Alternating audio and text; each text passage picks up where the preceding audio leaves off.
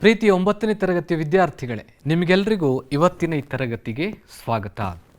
ಮಕ್ಕಳೇ, ನಿಮಗೆಲ್ಲರಿಗೂ ಗೊತ್ತಿರೋ ಹಾಗೆ ಭಾರತವನ್ನು, ಅದರಲ್ಲೂ ವಿಶೇಷವಾಗಿ ದಕ್ಷಿಣ ಭಾರತವನ್ನು ಅನೇಕ ರಾಜಮನೆತನಗಳು ಆಳಿರುವುದನ್ನು ನೀವು ಹಿಂದಿನ ತರಗತಿಗಳಲ್ಲಿ ಅಧ್ಯಯನ ಮಾಡಿದ್ದೀರಿ. ಅಂತಹ ರಾಜಮನೆತನಗಳ ಕುರಿತಂತೆ ನಾವಿವತ್ತು ಚರ್ಚೆ ಮಾಡಬೇಕಾಗಿದೆ. ಈ ಪಾಠವನ್ನು ಆರಂಭ ಮಾಡೋದಕ್ಕೆ ಮುಂಚೆ ಮಕ್ಕಳೇ, ನಾನು ನಿಮಗೆ ಕೆಲವೊಂದು ಚಿತ್ರಗಳನ್ನು ಈಗ ತೋರಿಸ್ತೇನೆ. ಆ ಚಿತ್ರಗಳು ಯಾವ ವಂಶಕ್ಕೆ ಅಥವಾ ಸಾಮ್ರಾಜ್ಯಕ್ಕೆ ಸಂಬಂಧಿಸಿದ್ದು ಅಂತ ನೀವು ಹೇಳಬೇಕು. ನೋಡೋಣ ಚಿತ್ರ. ನೋಡಿ, ಚಿತ್ರ ಬಂತು. ಮೊದಲನೇ ಚಿತ್ರ ನೋಡ್ತಾ ಇರಿ ಮಕ್ಕಳೇ. ಇದು ಯಾವ ಸಾಮ್ರಾಜ್ಯಕ್ಕೆ ಸಂಬಂಧಿಸಿದ ಚಿತ್ರ ಇರಬಹುದು. ಎರಡನೇ ಚಿತ್ರ ಬಂತು ನೋಡಿ, ಇದು ಯಾವ ಸಾಮ್ರಾಜ್ಯಕ್ಕೆ ಸಂಬಂಧಿಸಿದ ಲಾಂಛನ ಇರಬಹುದು. ಮೂರನೇ ಚಿತ್ರ ಮಕ್ಕಳೇ, ಒಂದು ರಾಜನ ಚಿತ್ರ ನಿಮಗೆ ಕಾಣಿಸ್ತಾ ಇದೆ. 3 ಚಿತ್ರಗಳನ್ನು ಗಮನಿಸಿದ್ದೀರಿ ಮಕ್ಕಳೇ. ಹಾಗಾದರೆ ಈ 3 ಚಿತ್ರಗಳು ಯಾವ ಸಾಮ್ರಾಜ್ಯಕ್ಕೆ ಸಂಬಂಧಿಸಿದ್ದು? ಉತ್ತರ ಗೊತ್ತಾಯ್ತಲ್ವಾ? ಹೌದು, ಇದು ಹಂಪಿ. ವಿಜಯನಗರ ಸಾಮ್ರಾಜ್ಯದ ರಾಜಧಾನಿಯಾದಂಥ ಹಂಪಿಯ ಚಿತ್ರ ಇದು. ಹಾಗೆ ಇದು ವಿಜಯನಗರ ಸಾಮ್ರಾಜ್ಯದ ಲಾಂಛನ, ವರಹ ಅಂತ ನಾವು ಕರಿತೀವಲ್ವಾ. ಇನ್ನೊಂದು ವಿಜಯನಗರ ಸಾಮ್ರಾಜ್ಯವನ್ನು ಆಳ್ವಿಕೆ ಮಾಡಿದಂತಹ ಶ್ರೀಕೃಷ್ಣ ದೇವರಾಯನ ಚಿತ್ರ ಇದು. ಹಾಗಾದರೆ ಮಕ್ಕಳೇ, ಇವತ್ತು ನಾವು ಇತಿಹಾಸ ವಿಭಾಗದ 4ನೇ ಅಧ್ಯಾಯವಾದ ವಿಜಯನಗರ ಮತ್ತು ಬಹಮನಿ ರಾಜ್ಯದ ಬಗ್ಗೆ ತಿಳಿದುಕೊಳ್ಳೋಣ.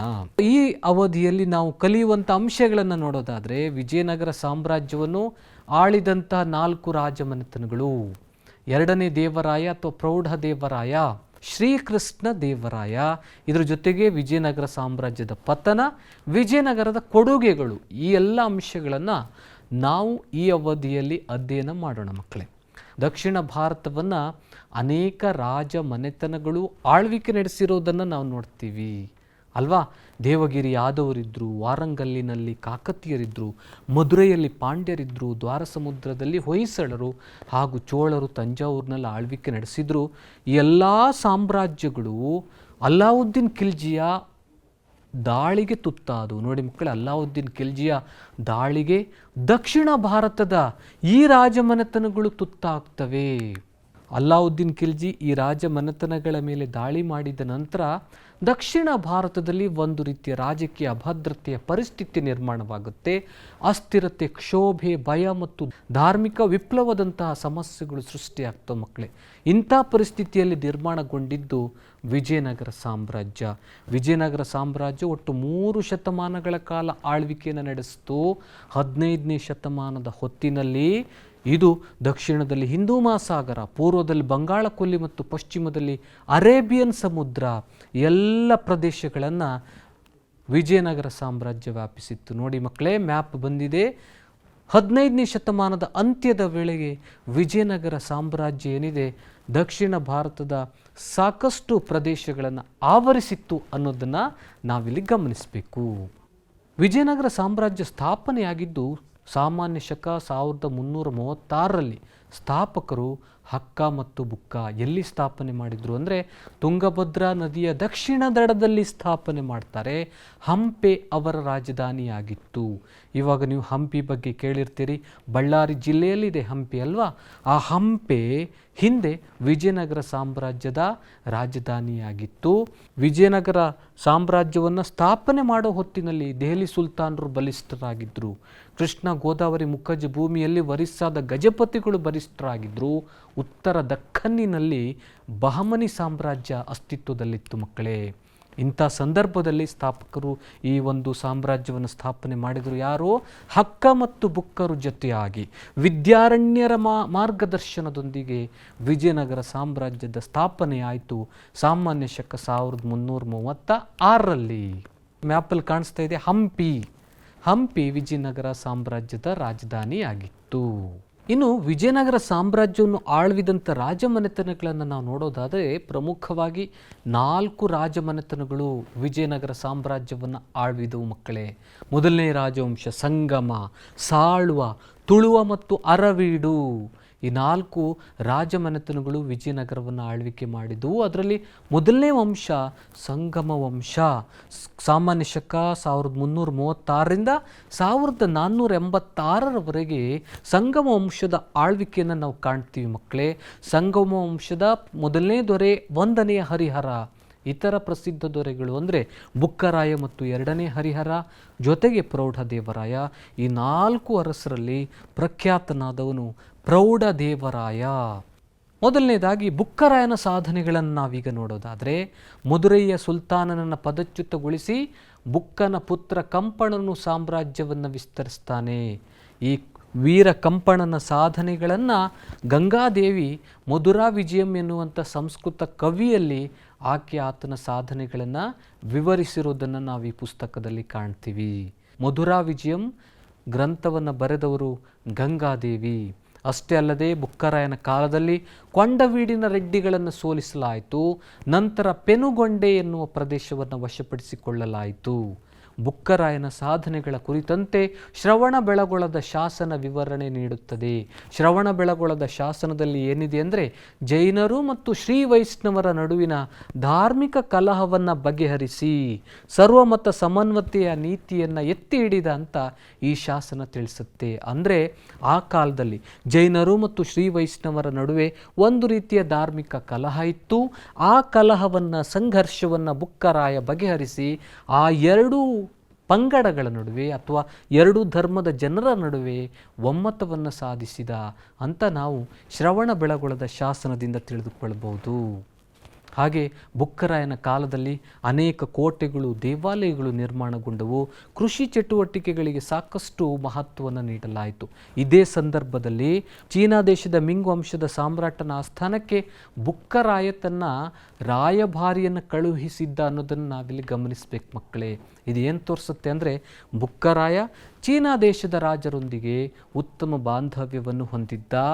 ಉತ್ತಮ ಬಾಂಧವ್ಯವನ್ನು ಹೊಂದುವ ಸಲುವಾಗಿ ಈತನು ತನ್ನ ರಾಯಭಾರಿಯನ್ನು ಚೀನಾ ದೇಶದ ಮಿಂಗ್ ವಂಶದ ಸಾಮ್ರಾಟನ ಆಸ್ಥಾನಕ್ಕೆ ಕಳುಹಿಸಿದ. ಸಂಗಮ ವಂಶದ ಮತ್ತೋರ್ವ ಪ್ರಮುಖ ದೊರೆ 2ನೇ ಹರಿಹರ. ಈತ 27 ವರ್ಷಗಳ ಕಾಲ ಆಳ್ವಿಕೆಯನ್ನು ನಡೆಸ್ತಾನೆ. ಈತನ ಅವಧಿಯಲ್ಲಿ ಕೊಂಡವೀಡು, ಕರ್ನೂಲ್ ಮತ್ತು ನೆಲ್ಲೂರುಗಳನ್ನು ವಶಪಡಿಸಿಕೊಳ್ಳಲಾಯಿತು. ತನ್ನ ಸಾಮ್ರಾಜ್ಯವನ್ನು ಗೋವಾದಿಂದ ಕೊಂಕಣ ಕರಾವಳಿಯ ಉತ್ತರಕ್ಕೆ ಆತನು ವಿಸ್ತರಿಸ್ತಾನೆ. ಕೃಷ್ಣೆಯ ಉತ್ತರದ ಪಾಂಗಳ ಕೋಟೆಯನ್ನು ವಶಪಡಿಸಿಕೊಳ್ತಾನೆ. ಇದಿಷ್ಟು 2ನೇ ಹರಿಹರನ ಸಾಧನೆಗಳಾದರೆ, ಸಂಗಮ ವಂಶದ ಮತ್ತೋರ್ವ ಪ್ರಸಿದ್ಧ ದೊರೆ ಮಕ್ಕಳೇ 2ನೇ ದೇವರಾಯ ಅಥವಾ ಪ್ರೌಢದೇವರಾಯ. ವಿಜಯನಗರ ಸಾಮ್ರಾಜ್ಯದ ಇತಿಹಾಸವನ್ನು ನಾವು ನೋಡಿದಾಗ ಸಂಗಮ ವಂಶದಲ್ಲಿ ಅನೇಕ ದೊರೆಗಳು ಆಳ್ವಿಕೆಯನ್ನು ನಡೆಸಿದ್ರು. ಆದರೆ 2ನೇ ದೇವರಾಯ ಅಥವಾ ಪ್ರೌಢದೇವರಾಯ ಏನಿದ್ದಾನೆ, ಈತನು ಅತ್ಯಂತ ಪ್ರಸಿದ್ಧ ದೊರೆ. 1424ರಿಂದ 1446ರವರೆಗೆ ಸುಮಾರು 22 ವರ್ಷಗಳ ಕಾಲ ಆಳ್ವಿಕೆಯನ್ನು ನಡೆಸ್ತಾನೆ. ಈತನ ಮತ್ತೊಂದು ಹೆಸರು ಪ್ರತಾಪರುದ್ರ. ನಾನಾಗಲೇ ಹೇಳ್ದಂಗೆ ಈತನು ಸಂಗಮ ವಂಶದ ಶ್ರೇಷ್ಠ ದೊರೆ. ಈತನಿಗೆ ಒಂದು ಬಿರುದಿತ್ತು. ಆ ಬಿರುದೇನೆಂದರೆ ಗಜಬೇಂಟೆಕಾರ. ಈತನು ಧೈರ್ಯ ಸಾಹಸಗಳಿಗೆ ಹೆಸರುವಾಸಿಯಾಗಿದ್ದವನು. ಹೀಗಾಗಿ ಈತನನ್ನು ಗಜಬೇಂಟೆಕಾರ ಅಂತ ಕೂಡ ಕರೀತಾರೆ. ಅಧಿಕಾರಕ್ಕೆ ಬಂದಾಗ ಒರಿಸ್ಸಾದ ಗಜಪತಿಯಾದಂಥ ಕಪಿಲೇಂದ್ರನನ್ನು ಸೋಲಿಸ್ತಾನೆ. ಆ ಮೂಲಕ ಈತನು ಕೊಂಡವೀಡನ್ನು ವಶಪಡಿಸ್ಕೊಳ್ತಾನೆ. ದಕ್ಷಿಣ ಪಥದ ಚಕ್ರವರ್ತಿ ಎನ್ನುವ ಬಿರುದೂ ಕೂಡ ಈತನಿಗಿತ್ತು. ಯಾಕೆ ಅಂದರೆ ಈತನು ಕೇರಳ, ಶ್ರೀಲಂಕಾದಿಂದ ಸಾಕಷ್ಟು ಕಪ್ಪ ಕಾಣಿಕೆಗಳನ್ನು ವಶಪಡಿಸ್ಕೊಳ್ತಾನೆ. ಅವರಿಂದ ಕಪ್ಪ ಕಾಣಿಕೆಗಳನ್ನು ಸಂಗ್ರಹಿಸ್ತಾನೆ. ಕೇರಳ ಮತ್ತು ಶ್ರೀಲಂಕಾದ ಅರಸರುಗಳನ್ನು ಸೋಲಿಸಿ ಅವರಿಂದ ಕಪ್ಪ ಕಾಣಿಕೆಗಳನ್ನು ಸಂಗ್ರಹಿಸಿ ಆ ಮೂಲಕ ದಕ್ಷಿಣ ಪಥದ ಚಕ್ರವರ್ತಿ ಎನ್ನುವಂಥ ಬಿರುದನ್ನು 2ನೇ ದೇವರಾಯ ಪಡೆದುಕೊಳ್ತಾನೆ. ತನ್ನ ಸಾಮ್ರಾಜ್ಯವನ್ನು ಸಿಂಹಳದ ಗಡಿಗಳಿಂದ ಗುಲ್ಬರ್ಗಾದವರೆಗೆ ವಿಸ್ತರಿಸ್ತಾನೆ. ತೆಲಂಗಾಣ ಮತ್ತು ಮಲ್ಬಾರ್ವರೆಗೂ ಸಹ 2ನೇ ದೇವರಾಯ ತನ್ನ ಸಾಮ್ರಾಜ್ಯವನ್ನು ವಿಸ್ತರಿಸಿದ್ದನ್ನು ನಾವಿಲ್ಲಿ ಕಾಣ್ತೀವಿ ಮಕ್ಕಳೇ. ಹಾಗೆ ಈತನು ಇನ್ನೂ ಅನೇಕ ರಾಜರುಗಳಿಂದ ಕಪ್ಪ ಕಾಣಿಕೆಗಳನ್ನು ವಶಪಡಿಸ್ಕೊಳ್ತಾನೆ. ನ್ಯೂನಿಜ್ ಏನು ಹೇಳ್ತಾನೆ ಅಂದರೆ, ಸಿಲೋನ್ ಪುಲಿಕಾಟ್, ಪೆಗು, ತೆನೆಸ್ಸೆರಿಮ್ ಬರ್ಮಾದ ಭಾಗ ಇದು, ಮತ್ತು ಮಲೆಯಾದ ರಾಜರುಗಳು ಈತನಿಗೆ ಹೆದರುತ್ತಾ ಇದ್ರು. ಹೀಗಾಗಿ ಅವರು ಕಪ್ಪ ಕಾಣಿಕೆಗಳನ್ನು ನೀಡ್ತಾ ಇದ್ರು ಅಂತ ಈತನ ಆಸ್ಥಾನಕ್ಕೆ ಭೇಟಿ ನೀಡಿದ್ದಂತಹ ನ್ಯೂನಿಜ್ ಎನ್ನುವಂತಹ ಪ್ರವಾಸಿ ಎಲ್ಲ ವಿವರಣೆಯನ್ನು ನಮಗೆ ಕೊಡ್ತಾನೆ. ಈತನು ಸಾಂಪ್ರದಾಯಿಕ ಶತ್ರುಗಳಾದಂತಹ ಬಹಮನಿ ಅಹಮದ್ ಶಾನನ್ನು ಸೋಲಿಸಿ ಮುದ್ಗಲ್ ಮತ್ತು ಬಂಕಾಪುರಗಳನ್ನು ವಶಪಡಿಸಿಕೊಳ್ತಾನೆ. ಆದರೆ ಎರಡನೇ ದೇವರಾಯನ ಮತ್ತೊಂದು ವಿಶೇಷತೆ ಅಂದರೆ ಕೇವಲ ಆತನು ಸೈನಿಕವಾಗಿ ರಾಜಕೀಯ ಕ್ಷೇತ್ರದಲ್ಲಿ ಆತನು ಪ್ರಸಿದ್ಧಿಯನ್ನು ಪಡೆದದ್ದು ಮಾತ್ರವಲ್ಲದೆ ಧಾರ್ಮಿಕ ವಿಷಯದಲ್ಲೂ ನಾವೆಲ್ಲರೂ ಎರಡನೇ ದೇವರಾಯನನ್ನು ಮೆಚ್ಚಲೇಬೇಕು ಮಕ್ಕಳೇ. ಯಾಕೆಂದರೆ ಎಲ್ಲ ಧರ್ಮಗಳನ್ನು ಸಮಾನವಾಗಿ ನೋಡ್ತಾ ಇದ್ದ. ಅದನ್ನೇ ನಾವು ಪರಮತ ಸಹಿಷ್ಣು ಅಂತ ಕರಿತೀವಿ. ರಾಜಧಾನಿಯಲ್ಲಿ ಆತನು ಹಿಂದೂ ಆದರೂ ಸಹ ಮುಸ್ಲಿಮರಿಗಾಗಿ ಮಸೀದಿಯನ್ನು ನಿರ್ಮಾಣ ಮಾಡ್ತಾನೆ. ಜೈನ ಮತ್ತು ವೈಷ್ಣವ ದೇವಾಲಯಗಳನ್ನು ಕಟ್ತಾನೆ. ಈ ಮೂಲಕ ನಾವೇನು ತಿಳ್ಕೊಬೋದು ಅಂದರೆ ಈತನು ಪರಮತ ಸಹಿಷ್ಣು ಅನ್ನೋದನ್ನು ನಾವಿಲ್ಲಿ ಗಮನಿಸ್ಬೋದು. ರಾಜಕೀಯ ಕ್ಷೇತ್ರದಲ್ಲೂ ಆತ ಸಾಕಷ್ಟು ಸಾಧನೆ ಮಾಡ್ತಾನೆ. ಧಾರ್ಮಿಕ ಸಹಿಷ್ಣುತೆಯ ನೀತಿಯನ್ನು ಅನುಸರಿಸಿದ ಜೊತೆಗೆ ಆತ ಕವಿ ಕೂಡ ಆಗಿದ್ದ, ಸ್ವತಃ ಕವಿ ಕೂಡ ಆಗಿದ್ದ. ತನ್ನ ಆಸ್ಥಾನದಲ್ಲಿ ಸಂಸ್ಕೃತ ಕವಿಯಾದಂಥ ಡಿಂಡಿಮ ಮತ್ತು ಕನ್ನಡದ ಕವಿಯಾದಂಥ ಲಕ್ಕಣ್ಣ ದಂಡೇಶ ಕವಿಗಳಿಗೆ ಆಶ್ರಯವನ್ನು ನೀಡ್ತಾನೆ. ವೀರಶೈವ ಸಂಪ್ರದಾಯಕ್ಕೆ ಹೆಚ್ಚಿನ ಮಹತ್ವವನ್ನು ಕೊಡ್ತಾನೆ. ಜೊತೆಗೆ ಸಾಹಿತ್ಯದ ಪುನರುಜ್ಜೀವನಕ್ಕೆ ಎರಡನೇ ದೇವರಾಯ ಅಥವಾ ಪ್ರೌಢ ದೇವರಾಯ ಕಾಣಿಕೆಯನ್ನು ಕೊಟ್ಟ. ಹೀಗಾಗಿ ಮಕ್ಕಳೇ ನಾವಿಲ್ಲಿ ಗಮನಿಸಬೇಕು, ಸಂಗಮ ವಂಶದ ಶ್ರೇಷ್ಠ ದೊರೆ ಎರಡನೇ ದೇವರಾಯ ಅಲ್ವಾ. ಸಂಗಮ, ಸಾಳ್ವ, ತುಳುವ ವಂಶ ನೆಕ್ಸ್ಟ್ ಬರುತ್ತೆ. ನೀವು ಇವುಗಳ ಬಗ್ಗೆ ಮುಂಬರುವ ತರಗತಿಗಳಲ್ಲಿ ಇನ್ನೂ ವಿಶೇಷವಾಗಿ ಅವುಗಳನ್ನು ಅಧ್ಯಯನ ಮಾಡ್ತೀರಿ. ನಾವು ಈಗ ನೋಡುವ ಮತ್ತೊಂದು ಮನೆತನ ಅದು ತುಳುವ ಮನೆತನ. ತುಳುವ ಮನೆತನ ಅಂದ ತಕ್ಷಣ ನಮಗೆ ನೆನಪಿಗೆ ಬರೋದು ಕೃಷ್ಣದೇವರಾಯ. ಕೃಷ್ಣದೇವರಾಯನ ತಂದೆಯ ಹೆಸರು ನರಸನಾಯಕ, ತಾಯಿಯ ಹೆಸರು ನಾಗಲಾಂಬಿಕೆ. ಕೃಷ್ಣದೇವರಾಯ 1509ರಿಂದ 1529ರವರೆಗೆ ಆತನು ಆಳ್ವಿಕೆಯನ್ನು ನಡೆಸ್ತಾನೆ. ವಿಜಯನಗರ ಅರಸರಲ್ಲಿ ಅತ್ಯಂತ ಶ್ರೇಷ್ಠವಾದಂಥ ದೊರೆಯಾಗಿದ್ದ. ವಿಜಯನಗರ ಸಾಮ್ರಾಜ್ಯ ಏನಿದೆ ಕೃಷ್ಣದೇವರಾಯನ ಕಾಲದಲ್ಲಿ ಸಾಧನೆಗಳ ಪರಾಕಾಷ್ಠೆಯನ್ನು ತಲುಪಿತು ಮಕ್ಕಳೇ. ಸಾಕಷ್ಟು ಸಾಧನೆಗಳನ್ನು ಇವನು ಮಾಡ್ತಾನೆ. ಈತನು 20 ವರ್ಷಗಳ ಕಾಲ ಆಳ್ವಿಕೆಯನ್ನು ನಡೆಸ್ತಾನೆ. ಆ 20 ವರ್ಷಗಳ ಸಾಧನೆಗಳನ್ನ ನೋಡಿ ಅನೇಕ ಇತಿಹಾಸಕಾರರು ಇವನನ್ನು ಅಶೋಕ, ಮೌರ್ಯ ವಂಶದ ಅಶೋಕ, ಗುಪ್ತ ವಂಶದ ಸಮುದ್ರಗುಪ್ತ ಮತ್ತು ವರ್ಧನ ವಂಶದ ಹರ್ಷವರ್ಧನಿಗೆ ಹೋಲಿಸ್ತಾರೆ. ಜಗದ್ವಿಖ್ಯಾತರಾದಂತಹ 4 ಶ್ರೇಷ್ಠ ಅರಸರುಗಳ ಹೆಸರುಗಳಲ್ಲಿ ನಾವು ಶ್ರೀಕೃಷ್ಣ ದೇವರಾಯನ ಹೆಸರನ್ನು ಸೇರಿಸ್ಬೋದು ಮಕ್ಕಳೇ. ಕಾಣಿಸ್ತಿದೆಯಲ್ಲ, ಇದೇ ಶ್ರೀಕೃಷ್ಣ ದೇವರಾಯ ವಿಜಯನಗರ ಸಾಮ್ರಾಜ್ಯದ ಶ್ರೇಷ್ಠ ದೊರೆ, ವಿಜಯನಗರ ಸಾಮ್ರಾಜ್ಯದ ಏಳಿಗೆಗೆ ಕೊಡುಗೆಯನ್ನು ನೀಡಿದಂತಹ ಚಕ್ರವರ್ತಿ. ಶ್ರೀಕೃಷ್ಣ ದೇವರಾಯ ಅಧಿಕಾರಕ್ಕೆ ಬಂದಾಗ ಅನೇಕ ಸಮಸ್ಯೆಗಳನ್ನು ಎದುರಿಸಬೇಕಾಯಿತು ಮಕ್ಕಳೇ. ಅಷ್ಟು ಸುಲಭವಾಗಿ ಇರಲಿಲ್ಲ ಆತನು. 1509ರಲ್ಲಿ ಅಧಿಕಾರಕ್ಕೆ ಬಂದಾಗ ಅನೇಕ ಸಮಸ್ಯೆಗಳನ್ನು ಎದುರಿಸಬೇಕಾಗಿತ್ತು. ಯಾಕೆಂದರೆ ಹೊಸ ಜಲಮಾರ್ಗಗಳ ಮೂಲಕ ಐರೋಪ್ಯರು ಅಥವಾ ಯುರೋಪಿನ ವ್ಯಾಪಾರಿಗಳು ಆಗಲೇ ಭಾರತಕ್ಕೆ ಬಂದಿದ್ದರು. 1498ರಲ್ಲೇ ಆಗಲೇ ಯುರೋಪಿಯನ್ರು ಭಾರತಕ್ಕೆ ಬಂದಿರೋದನ್ನು ನಾವು ನೋಡ್ತೀವಿ. ಬಹಮನಿ ರಾಜ್ಯದ 5 ಶಾಹಿ ರಾಜ್ಯಗಳು ಸುಲ್ತಾನರಾಗಿ ಹೊಸ ರೂಪವನ್ನು ಪಡೆದಿದ್ದರು. ಉಮ್ಮತ್ತೂರು ಮತ್ತು ಒರಿಸ್ಸಾದ ಅರಸರು ವಿಜಯನಗರದ ಮೇಲೆ ಹಗೆತನವನ್ನು ಸಾಧಿಸ್ತಾ ಇದ್ದರು. ಹೀಗಾಗಿ ಈ ಎಲ್ಲ ಸಮಸ್ಯೆಗಳನ್ನು ಕೃಷ್ಣದೇವರಾಯ ಎದುರಿಸಲೇಬೇಕಾಯಿತು ಮಕ್ಕಳೇ. 14 ಪ್ರಮುಖ ಯುದ್ಧಗಳನ್ನು ಆತ ಮಾಡಬೇಕಾಯಿತು. ಅಷ್ಟೇ ಅಲ್ಲದೆ ಆತನು ಬಹಮನಿ, ಬಿಜಾಪುರದ ಆದಿಲ್ ಶಾಹಿ, ಅಹಮದ್ ನಗರದ ನಿಜಾಮ್ ಶಾಹಿ, ಗೋಲ್ಕೊಂಡಾದ ಕುತುಬ್ ಶಾಹಿ, ಒರಿಸ್ಸಾದ ಗಜಪತಿ ಮತ್ತು ಪಾಳೆಗಾರರನ್ನು ಆತ ಸೋಲಿಸ್ತಾನೆ ಇಲ್ಲಿ.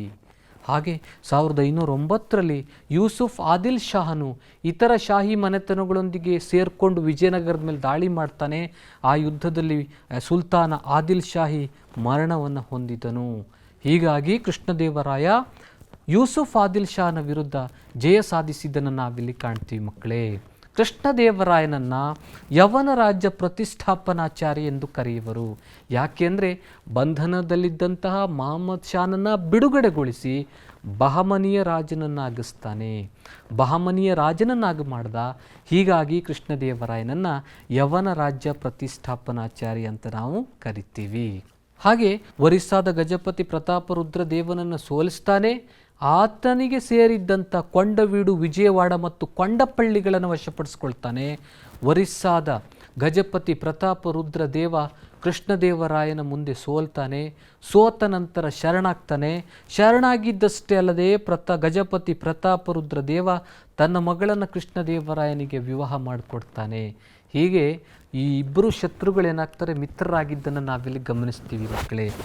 ಬಿಜಾಪುರದ ಇಸ್ಮಾಯಿಲ್ ಆದಿಲ್ ಶಾ ರಾಯಚೂರನ್ನು 1520ರಲ್ಲಿ ವಶಪಡಿಸ್ಕೊಳ್ತಾನೆ. ರಾಯಚೂರಿಗಾಗಿ ವಿಜಯನಗರ ಬಿಜಾಪುರ ಸುಲ್ತಾನರ ನಡುವೆ ಘೋರವಾದಂಥ ಯುದ್ಧ ನಡೆಯುತ್ತೆ.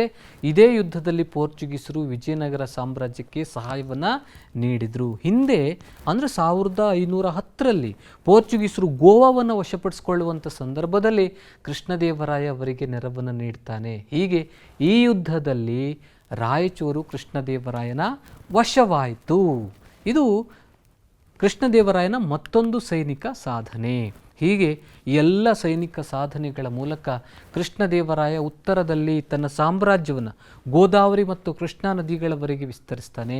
ಪೂರ್ವದಲ್ಲಿ ಬಂಗಾಳಕೊಲ್ಲಿ, ಪಶ್ಚಿಮದಲ್ಲಿ ಅರಬ್ಬಿ ಸಮುದ್ರ, ದಕ್ಷಿಣದಲ್ಲಿ ಹಿಂದೂ ಮಹಾಸಾಗರದವರೆಗೂ ವಿಜಯನಗರ ಸಾಮ್ರಾಜ್ಯ ವಿಸ್ತಾರಗೊಂಡಿರುವುದನ್ನು ನಾವು ನೋಡ್ತೀವಿ. ಇದಿಷ್ಟು ಆತನ ಸೈನಿಕ ಸಾಧನೆಗಳಾದರೆ ಇನ್ನು ಕೃಷ್ಣದೇವರಾಯನ ಕೊಡುಗೆಗಳನ್ನು ನಾವು ಮರೆಯುವಂತಿಲ್ಲ. ಯಾಕೆಂದರೆ ಯುದ್ಧ ನೈಪುಣ್ಯತೆಯ ಜೊತೆಗೆ ಆತ ಒಬ್ಬ ಸಮರ್ಥ ಆಡಳಿತಗಾರನಾಗಿದ್ದನು ಅನ್ನೋದನ್ನು ನಾವಿಲ್ಲಿ ಗಮನಿಸಬೇಕಾಗತ್ತೆ ಮಕ್ಕಳೇ. ಅಧಿಕಾರದ ಅವಧಿಯಲ್ಲಿ ಕೃಷಿ ವಿಸ್ತರಣೆಗೆ ಅನುಕೂಲವಾಗಲಿ ಅಂತ ನೀರಾವರಿ ಸೌಲಭ್ಯಗಳನ್ನು ಒದಗಿಸ್ತಾನೆ. ಪೋರ್ಚುಗೀಸರೊಂದಿಗೆ ಉತ್ತಮ ಬಾಂಧವ್ಯವನ್ನು ಬೆಳೆಸಿಕೊಳ್ತಾನೆ.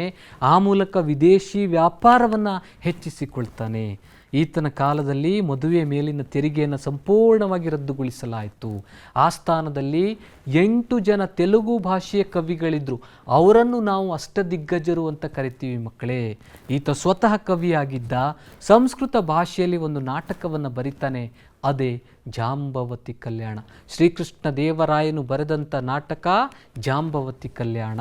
ಆಗಲೇ ನಾನು ಹೇಳ್ದಂಗೆ ಅಷ್ಟದಿಗ್ಗಜರಲ್ಲಿ ಕೆಲವೊಂದು ಎಲ್ಲರೂ ಶ್ರೇಷ್ಠರೇ, ಎಲ್ಲರೂ ಪ್ರಸಿದ್ಧರೇ. ಆದರೆ ಕೆಲವೊಂದು ಹೆಸರುಗಳನ್ನು ನಾವು ನೋಡೋದಾದರೆ ಅಲ್ಲಸಾಣಿ ಪೆದ್ದಣ್ಣ, ನಂದಿ ತಿಮ್ಮಣ್ಣ, ದೂರ್ಜಟಿ ಮತ್ತು ತೆನಾಲಿ ರಾಮಕೃಷ್ಣ ಇವರೆಲ್ಲರೂ ಕೃಷ್ಣದೇವರಾಯನ ಆಸ್ಥಾನದಲ್ಲಿದ್ದಂಥ ಪ್ರಮುಖ ಕವಿಗಳು.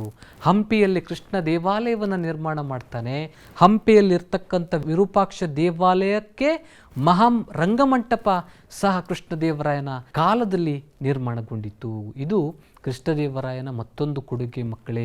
ಹಾಗೆ ಈತನ ಕಾಲದಲ್ಲಿ ಎಲ್ಲ ಧರ್ಮದವರಿಗೆ, ಹಿಂದೂಗಳಿರ್ಬೋದು, ಮುಸ್ಲಿಮರಿರ್ಬೋದು, ಜೈನರಿರ್ಬೋದು, ಎಲ್ರಿಗೂ ಧಾರ್ಮಿಕವಾದಂಥ ಸ್ವಾತಂತ್ರ್ಯ ಇತ್ತು ಅಂತ ಈತನ ಆಸ್ಥಾನಕ್ಕೆ ಭೇಟಿ ನೀಡಿದ್ದಂತಹ ಪಾಯಸ್ ಮತ್ತು ಬರ್ಬೋಸ ಇವರು ಹೇಳ್ತಾರೆ, ಎಲ್ಲರೂ ನೆಮ್ಮದಿಯಿಂದ ಧಾರ್ಮಿಕ ಸ್ವಾತಂತ್ರ್ಯವನ್ನು ಪಡೆದುಕೊಂಡು ಬದುಕ್ತಾ ಇದ್ರು ಅಂತ ಇವರಿಬ್ಬರ ಬರವಣಿಗೆಗಳಿಂದ ನಾವು ತಿಳ್ಕೊಬೋದು.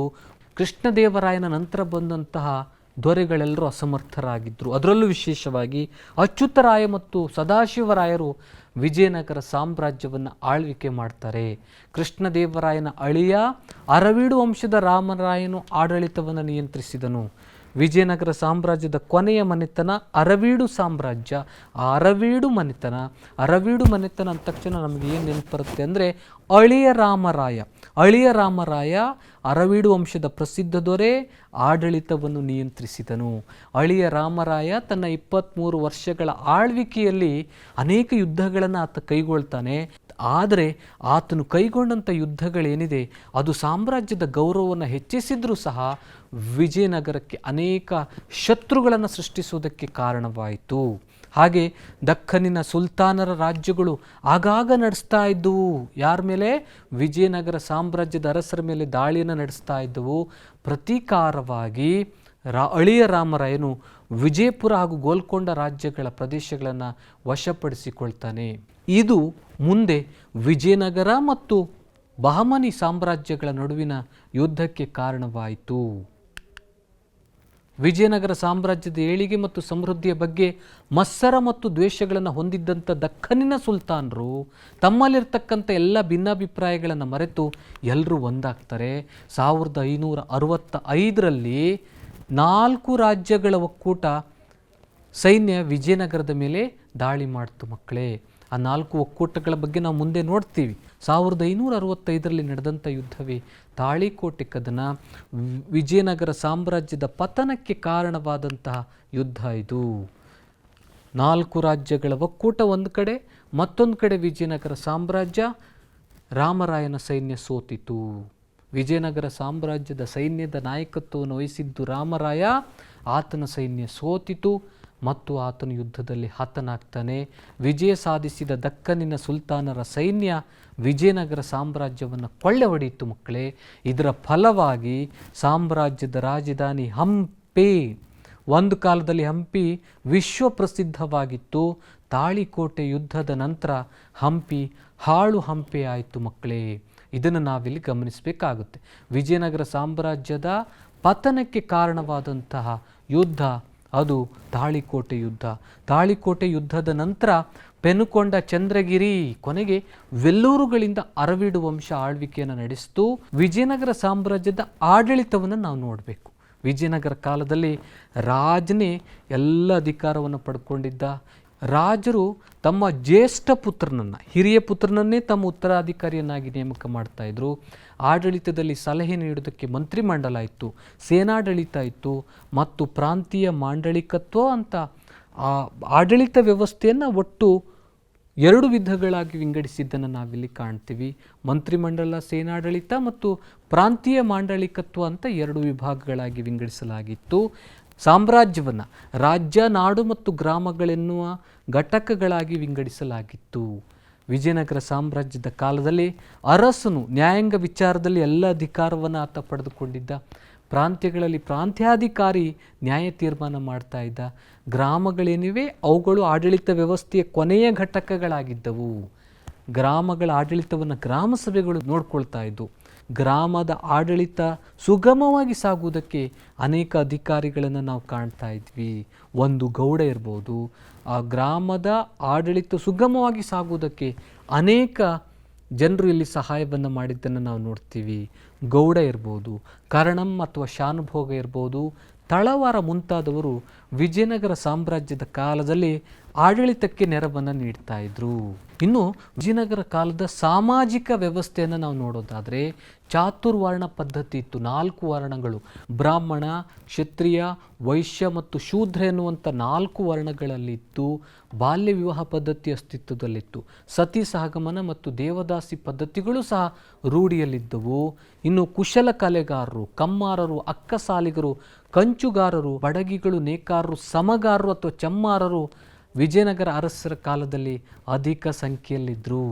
ಏಕಪತಿತ್ವ ರೂಢಿಯಲ್ಲಿತ್ತು. ಆದರೆ ದೊರೆಗಳು ಮತ್ತು ಶ್ರೀಮಂತರು ಅನೇಕ ಜನ ಹೆಂಡತಿಯರನ್ನು ಹೊಂದಿದ್ರು. ಅದನ್ನು ನಾವು ಬಹುಪತ್ನಿತ್ವ ಅಂತ ಕರಿತೀವಿ. ಹಾಗೆ ಸ್ತ್ರೀ ಜಟ್ಟಿಗಳು ಅಥವಾ ಕುಸ್ತಿಪಟುಗಳು ಅರಮನೆ ಕಾವಲುಗಾರ್ತಿಯರಿದ್ದರು. ಮೈಸೂರು ದಸರಾವನ್ನು ನೋಡ್ತೀವಿ ಮಕ್ಕಳೇ ಅಲ್ವಾ. ಆ ಮೈಸೂರು ದಸರಾ ಏನಿದೆ ಪ್ರಪ್ರಥಮ ಬಾರಿಗೆ ವಿಜಯನಗರ ಅರಸರ ಕಾಲದಲ್ಲಿ ಆರಂಭವಾಯಿತು. ದಸರಾ ಹಬ್ಬ ಹಂಪಿಯಲ್ಲಿ ಒಂದು ಕಾಲದಲ್ಲಿ ರಾಜಾಶ್ರಯದಲ್ಲಿ ವೈಭವದಿಂದ ನಡೀತಾ ಇತ್ತು. ಮೈಸೂರು ಒಡೆಯರ ಕಾಲದಲ್ಲೂ ಅದನ್ನು ಆರಂಭಿಸಲಾಯಿತು. ಹೋಳಿ, ದೀಪಾವಳಿ, ದಸರಾ ಹಬ್ಬಗಳನ್ನು ಎಲ್ಲರೂ ಸಂಭ್ರಮದಿಂದ ಸಾರ್ವಜನಿಕವಾಗಿ ಆಚರಿಸ್ತಾ ಇದ್ರು. ಸಂಗೀತ, ನೃತ್ಯಗಳು ಹೆಚ್ಚಿನ ಸಂಖ್ಯೆಯಲ್ಲಿ ಅಪಾರವಾದಂಥ ಜನಮನ್ನಣೆಯನ್ನು ಪಡೆದಿದ್ವು. ಇದಿಷ್ಟು ವಿಜಯನಗರ ಕಾಲದ ಸಾಮಾಜಿಕ ವ್ಯವಸ್ಥೆ. ಆದರೆ ಇನ್ನು ಆರ್ಥಿಕ ವ್ಯವಸ್ಥೆಯನ್ನು ನಾವು ನೋಡೋದಾದರೆ ಭೂಕಂದಾಯ ಏನಿದೆ ಇದು ಆ ಕಾಲದ ಆದಾಯದ ಪ್ರಮುಖ ಮೂಲವಾಗಿತ್ತು. ಭೂಕಂದಾಯದ ಜೊತೆಗೆ ಇನ್ನೂ ಅನೇಕ ಕಂದಾಯಗಳಿದ್ವು. ವೃತ್ತಿ ತೆರಿಗೆ, ಮನೆ ಕಂದಾಯ, ದಾರಿ ಸುಂಕ, ಸಂತೆ ಸುಂಕ, ವಾಣಿಜ್ಯ ತೆರಿಗೆ, ಆಮದು ಮತ್ತು ರಫ್ತು ತೆರಿಗೆಗಳು, ಸಾಮಂತರಿಂದ ಬಂದಂಥ ಕಪ್ಪ ಕಾಣಿಕೆಗಳೆಲ್ಲವೂ ವಿಜಯನಗರ ಕಾಲದ ಆದಾಯದ ಮೂಲವಾಗಿತ್ತು. ರೈತರು ಬೆಳೆದಂಥ ಒಟ್ಟು ಉತ್ಪನ್ನದ 1/4 ಭಾಗವನ್ನು ಸಂಗ್ರಹ ಮಾಡಲಾಗ್ತಾ ಇತ್ತು. ವಿಜಯನಗರ ಕಾಲದ ಜನರ ಪ್ರಮುಖ ಉದ್ಯೋಗ ಕೃಷಿ. ಹೀಗಾಗಿ ಕೃಷಿ ಆ ಕಾಲದ ಪ್ರಮುಖ ಬೆನ್ನೆಲುಬಾಗಿತ್ತು ಅನ್ನೋದನ್ನು ನಾವಿಲ್ಲಿ ಗಮನಿಸಬೇಕಾಗುತ್ತೆ. ವಿಜಯನಗರ ಕಾಲದಲ್ಲಿ ಸಾಕಷ್ಟು ಬೆಳೆಗಳನ್ನು ಬೆಳೆಯಲಾಗ್ತಾ ಇತ್ತು. ಜೋಳ, ರಾಗಿ, ಭತ್ತ, ಸಜ್ಜೆ, ಗೋಧಿ, ಅವರೆ, ಹೆಸರು, ಉದ್ದು, ತೊಗರಿ, ಎಳ್ಳು, ಶೇಂಗಾ, ಹತ್ತಿ, ಕಬ್ಬು, ತೆಂಗು ಮುಂತಾದಂಥ ಬೆಳೆಗಳಿದ್ದವು. ಬಾವಿ, ಕೆರೆ, ಕಾಲುವೆಗಳನ್ನು ಕಟ್ಟುವುದರ ಮೂಲಕ ಕೃಷಿಗೆ ನೀರಾವರಿಗೆ ಬೆಂಬಲವನ್ನು ಕೊಟ್ಟರು. ಮೆಣಸು, ಲವಂಗ, ಏಲಕ್ಕಿ ಮುಂತಾದಂಥ ಮಸಾಲೆ ಸಾಮಾನುಗಳನ್ನು ಬೆಳೀತಾ ಇದ್ರು. ಕಬ್ಬಿಣದ ಅದಿರು, ವಜ್ರ, ಕಲ್ಲು ಸಕ್ಕರೆ, ಕಸ್ತೂರಿ, ಶ್ರೀಗಂಧ, ಸುಗಂಧ ದ್ರವ್ಯಗಳನ್ನು ಬೇರೆ ದೇಶಗಳಿಗೆ ರಫ್ತು ಮಾಡಲಾಗ್ತಾ ಇತ್ತು. ಹಾಗೆ ಇವರ ಕಾಲದಲ್ಲಿ ಚಿನ್ನದ ವರಹ, ಗದ್ಯಾಣ ಮತ್ತು ಪಗೋಡ, ಬೆಳ್ಳಿಯ ತಾರ, ತಾಮ್ರದ ಪಣ, ದುಡ್ಡು ಮತ್ತು ಕಾಸುಗಳು ಬಳಕೆಯಲ್ಲಿದ್ದವು. ವಿಜಯನಗರ ಅರಸರ ಕಾಲದಲ್ಲಿ ಎಲ್ಲ ಧರ್ಮಗಳಿಗೂ ಸಮಾನವಾದಂಥ ಪ್ರೋತ್ಸಾಹವನ್ನು ನೀಡಲಾಗಿತ್ತು. ಶ್ರೀ ವೈಷ್ಣವರು, ಜೈನ ಮತಾವಲಂಬಿಗಳು ತಮ್ಮಲ್ಲಿರ್ತಕ್ಕಂಥ ಭೇದ ಭಾವಗಳನ್ನು ಮರೆತು ಗೌರವದಿಂದ ಜೀವನವನ್ನು ಸಾಗಿಸ್ತಾ ಇದ್ರು. ಆರಂಭದ ವಿಜಯನಗರ ಅರಸರುಗಳು ಶೈವ ಮತ್ತು ವೀರಶೈವರಾಗಿದ್ದರು. ನಂತರ ವೈಷ್ಣವ ಮತಕ್ಕೆ ಅವರು ಬದಲಾಗಿ ಆ ಮತಕ್ಕೆ ಹೆಚ್ಚಿನ ಮಹತ್ವವನ್ನು ಕೊಟ್ಟರು. ವಿಜಯನಗರ ರಾಜ್ಯದಲ್ಲಿ ಮಹಾನವಮಿ ಹಬ್ಬವನ್ನು ವಿಶೇಷವಾಗಿ ಆಚರಿಸಲಾಗ್ತಾ ಇತ್ತು. ಅನೇಕ ಸಾಹಿತ್ಯ ಕೃತಿಗಳು ರಚನೆಯಾದವು. ರತ್ನಾಕರ ವರ್ಣಿ ಬರೆದಂಥ ಭರತೇಶ ವೈಭವ, ಚಾಮರಸ ಬರೆದಂಥ ಪ್ರಭುಲಿಂಗ ಲೀಲೆ, ಕುಮಾರವ್ಯಾಸ ಬರೆದಂಥ ಗದುಗಿನ ಭಾರತ ಹಾಗೂ ಲಕ್ಕಣ್ಣ ದಂಡೇಶ ಬರೆದಂತಹ ಶಿವತತ್ವ ಚಿಂತಾಮಣಿ ಗ್ರಂಥಗಳು ಇವರ ಕಾಲದಲ್ಲಿ ರಚನೆಯಾದವು. ಕನಕದಾಸರು ಬರೆದಂಥ ಮೋಹನ ತರಂಗಿಣಿ, ನಳಚರಿತೆ, ಹರಿಭಕ್ತ ಸಾರ ಮತ್ತು ರಾಮಧಾನ್ಯ ಚರಿತೆ ಅಂತ ರಚನೆಗಳನ್ನು ನಾವಿಲ್ಲಿ ಕಾಣ್ತೀವಿ. ವಿದ್ಯಾರಣ್ಯರು ಬರೆದಂಥ ಶಂಕರ ವಿಜಯ ಮತ್ತು ಸರ್ವದರ್ಶನ ಸಂಗ್ರಹ ಇರ್ಬೋದು.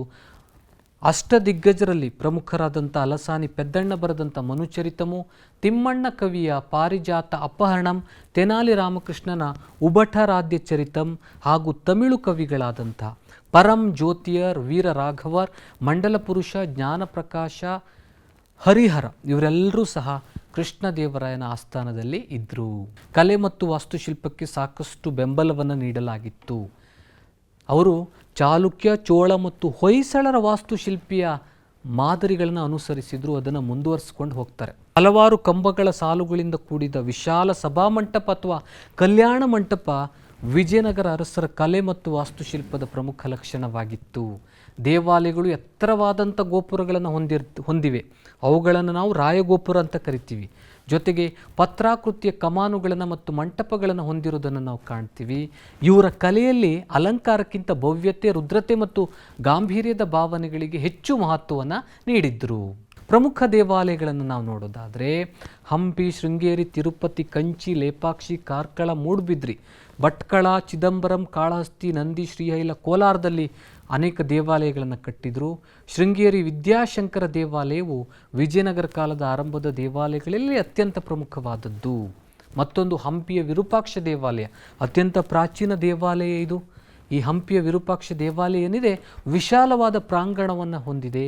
ಸೊಗಸಾದ ಕೆತ್ತನೆಯ ಕಂಬಗಳು ಮತ್ತು ಅಲಂಕೃತ ಚಾವಣಿಗಳನ್ನು ಹೊಂದಿರೋದನ್ನು ನಾವಿಲ್ಲಿ. ಇವೆಲ್ಲವುಗಳು ವಿಜಯನಗರ ಕಾಲದ ಕಲೆ ಮತ್ತು ವಾಸ್ತುಶಿಲ್ಪ. ನೀವೆಲ್ಲರೂ ಹಂಪಿಗೆ ಭೇಟಿ ನೀಡಿರಬಹುದು. ಅಲ್ಲಿ ಹೋದರೆ ನಮ್ಗೆ ಗೊತ್ತಾಗುತ್ತೆ ಕಲೆ ಮತ್ತು ವಾಸ್ತುಶಿಲ್ಪಕ್ಕೆ ವಿಜಯನಗರ ಅರಸರು ಎಷ್ಟು ಮಹತ್ವವನ್ನು ನೀಡಿದ್ರು ಅಂತ. ಅಲ್ಲ ಮಕ್ಕಳೇ, ಇವತ್ತು ನಾವೇನೆಲ್ಲ ನೋಡಿದ್ವಿ? ವಿಜಯನಗರ ಸಾಮ್ರಾಜ್ಯವನ್ನು ಆಳಿದ 4 ರಾಜಮನೆತನಗಳು, 2ನೇ ದೇವರಾಯ ಅಥವಾ ಪ್ರೌಢದೇವರಾಯನ ಸಾಧನೆಗಳನ್ನು ನೋಡಿದ್ವಿ, ಕೃಷ್ಣದೇವರಾಯನ ಸಾಧನೆಗಳನ್ನು, ವಿಜಯನಗರ ಸಾಮ್ರಾಜ್ಯದ ಪತನವನ್ನು ನೋಡಿದ್ವಿ ಹಾಗೂ ವಿಜಯನಗರದ ಕೊಡುಗೆಗಳನ್ನು ನಾವು ಚರ್ಚೆ ಮಾಡಿದ್ವಿ ಮಕ್ಕಳೇ. ಇವುಗಳಿಗೆ ಸಂಬಂಧಪಟ್ಟಂತಹ ಕೆಲವೊಂದು ಪ್ರಶ್ನೆಗಳನ್ನು ಈಗ ನೋಡೋಣ ಬನ್ನಿ. ಖಾಲಿ ಬಿಟ್ಟ ಸ್ಥಳಗಳನ್ನು ಸೂಕ್ತ ಪದಗಳಿಂದ ತುಂಬಿರಿ. ವಿಜಯನಗರ ಸಾಮ್ರಾಜ್ಯವು ಸ್ಥಾಪನೆಯಾದ ವರ್ಷ, ಮಧುರಾ ವಿಜಯ ಬರೆದ ಕವಯಿತ್ರಿ, ಪ್ರೌಢದೇವರಾಯನ ಮಂತ್ರಿ, ಅಮುಕ್ತ ಮಾಲ್ಯದ ಕೃತಿಯನ್ನು ತೆಲುಗಿನಲ್ಲಿ ರಚಿಸಿದ ದೊರೆ. ಎಲ್ಲ ಪ್ರಶ್ನೆಗಳು ಪುಟ ಸಂಖ್ಯೆ 42ರಲ್ಲಿದೆ ಮಕ್ಕಳೇ. ಎರಡನೇ ಮೇನ್ ನೋಡೋಣ. ಈ ಕೆಳಗಿನ ಪ್ರಶ್ನೆಗಳಿಗೆ ಉತ್ತರಿಸಿ. ವಿಜಯನಗರ ಸಾಮ್ರಾಜ್ಯವನ್ನು ಆಳಿದ 4 ರಾಜ ಮನೆತನಗಳನ್ನು ಹೆಸರಿಸಿ. 2ನೇ ದೇವರಾಯನ ಸಾಧನೆಗಳೇನು? ಕೃಷ್ಣದೇವರಾಯನು ಅಧಿಕಾರಕ್ಕೆ ಬಂದಾಗ ಎದುರಿಸಿದ ಸಮಸ್ಯೆಗಳನ್ನು ತಿಳಿಸಿ. ವಿಜಯನಗರ ಸಾಮ್ರಾಜ್ಯದ ಅವನತಿಗೆ ಕಾರಣಗಳು ಯಾವುವು? ಬರ್ಕೊಂಡ್ರಲ್ಲ ಮಕ್ಕಳೇ ಪ್ರಶ್ನೆಗಳನ್ನು. ಈ ಪ್ರಶ್ನೆಗಳಿಗೆ ನೀವು ಉತ್ತರಿಸಬೇಕು. ಪ್ರೀತಿಯ ವಿದ್ಯಾರ್ಥಿಗಳೇ, ಇವತ್ತಿನ ಈ ಅವಧಿಯಲ್ಲಿ ನಾವು ಇತಿಹಾಸ ವಿಭಾಗದ ವಿಜಯನಗರ ಸಾಮ್ರಾಜ್ಯಕ್ಕೆ ಸಂಬಂಧಪಟ್ಟಂಥ ವಿಚಾರಗಳನ್ನು ಚರ್ಚೆ ಮಾಡಿದ್ವಿ. ಇದೇ ಪಾಠದ ಮತ್ತೊಂದು ಮುಖ್ಯ ಅಂಶವಾದಂತಹ ಬಹಮನಿ ಸಾಮ್ರಾಜ್ಯದ ಕೊಡುಗೆಗಳನ್ನು ನಾವು ಮುಂದಿನ ತರಗತಿಗಳಲ್ಲಿ ತಿಳಿದುಕೊಳ್ಳೋಣ. ಎಲ್ರಿಗೂ ಶುಭವಾಗಲಿ. ನಮಸ್ಕಾರ.